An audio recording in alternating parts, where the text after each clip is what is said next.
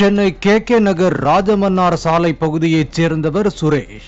இவர் சினிமாவில் சவுண்ட் இன்ஜினியராக வேலை செய்து வருகிறார்.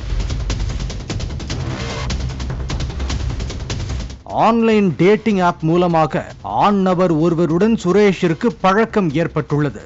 கடந்த 15ஆம் தேதி சுரேஷை பார்க்க வேண்டும் என அந்த ஆண் நண்பர் வடபழனிக்கு வருமாறு அழைத்துள்ளார்.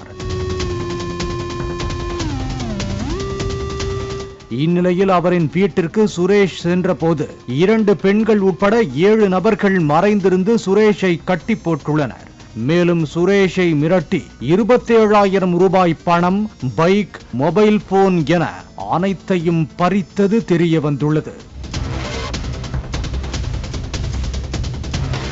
அது மட்டுமில்லாமல் சுரேஷை அரை நிர்வாணமாக புகைப்படம் எடுத்து இதை வெளியே சொன்னால் சமூக வலைத்தளங்களில் வெளியிடுவோம் எனவும் மிரட்டியுள்ளனர்.